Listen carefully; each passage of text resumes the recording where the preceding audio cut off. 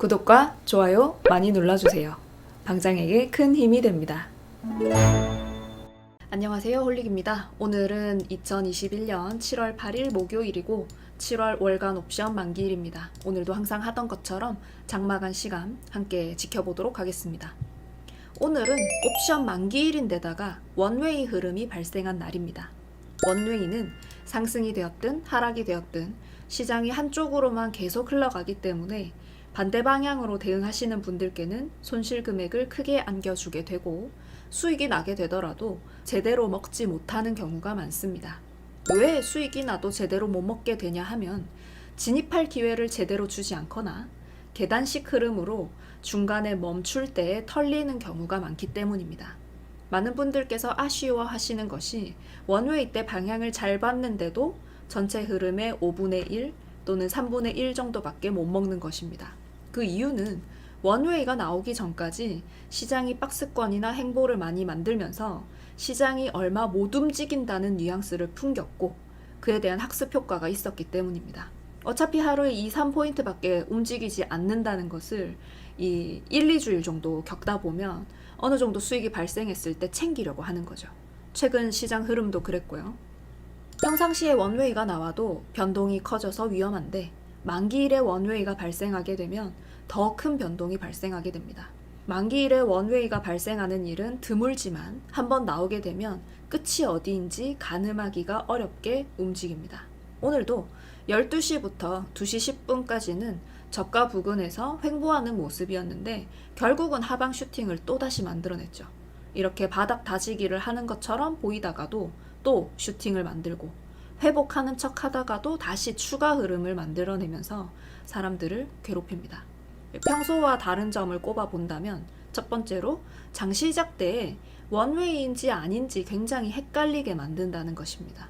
오늘도 장 초반에는 상승 흐름을 먼저 만들었다가 하방이 10시 20분부터 만들어지기 시작했습니다.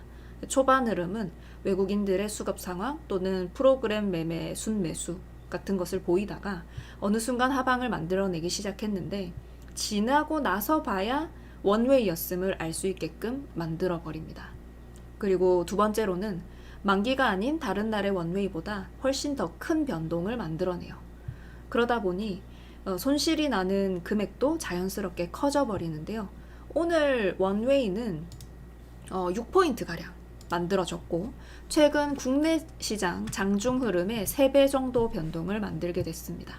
마지막으로는 1시간 만에 추세 흐름이 끝나거나 혹은 2시간 만에 흐름이 마무리되는 수준이 아니라 정말 말 그대로 하루 종일 원웨이를 만들기도 한다는 것입니다. 추세를 되돌리는 것을 거의 하지 못하고 하루 종일 하락하거나 하루 종일 상승하는 등 투자자분들을 괴롭히게 되기도 합니다. 제가 방송 중에 항상 함께 지켜보는 수치가 있는데요. 바로 옵션의 등가 합입니다. 먼저 등가 옵션이라고 하는 것은 코스피 200 지수 현재가와 가장 가까운 행사가를 가진 옵션을 말합니다. 그 등가 옵션에 현재 가격을 더한 것이 등가 합인데요. 등가 합을 계산하는 것으로 옵션의 현재 시간 가치 추이를 알 수 있습니다. 시간 가치는 시간이 지날수록 점차 줄어들게 되는데 이 등가 합이라고 하는 수치도 만기가 끝난 직후에서 만기 직전까지 점차 줄어드는 것을 확인할 수 있게 됩니다. 이번 7월 만기인 옵션의 등가합은 지난 6월 만기 직후 13.97에서 6월 18일 11, 6월 25일 8.22, 7월 2일 5.68, 7월 7일 어제 종가 기준으로 2.53으로 그래프로도 확인할 수 있습니다. 이 등가합의 수치는 절대적인 것은 아닙니다. 항상 만기 이후 첫 번째 주가 지나면 등가합이 10일이 되는 것이 아니고 만기 전날 등가합이 반드시 2.5가 되는 것이 아니에요. 등가합의 수치는 시장의 변동폭이 커지면 그 가격이 올라가고 변동폭이 줄면 그 가격도 내려갑니다. 실제로 작년 11월에서 올해 1월까지 시장에 큰 폭의 상승이 발생하면서 일봉상으로도 변동이 커진 것을 알 수 있었는데요. 당시 등가합은 25에서 26 정도 형성했었고 시장의 변동이 점차 줄어들게 되면서 전반적인 등가합 수치도 내려가게 됐습니다. 앞으로 시장에 큰 변동이 발생하면 등가합 또한 다시 상승할 수 있을 거예요. 변동이 줄면 더 내려갈 수도 있고요. 그러면 이 등가 합이라는 수치를 이용해서 시장의 변동을 유추해 내려면 아무래도 과거의 데이터가 필요하겠죠. 기존의 평균적인 등가합은 어땠는가? 변동이 발생할 때는 얼마나 상승했었는지, 횡보가 지속될 때는 얼마나 줄었는지 등의 데이터가 있어야 사용 가능한 수치가 됩니다. 이전의 등가합 데이터를 모두 가지고 있으면 좋겠지만은 그보다 앞으로 투자자님들께서 스스로 데이터를 모아 가시는 것이 중요하다고 생각해요. 옵션 시장에서 데이터는 매우 중요하며 내가 스스로 쌓은 데이터가 가장 나에게 많은 도움을 줄 겁니다. 차트로 캡처를 해 두시거나 엑셀 파일에 등가합 추이를 적어 두는 것도 좋습니다.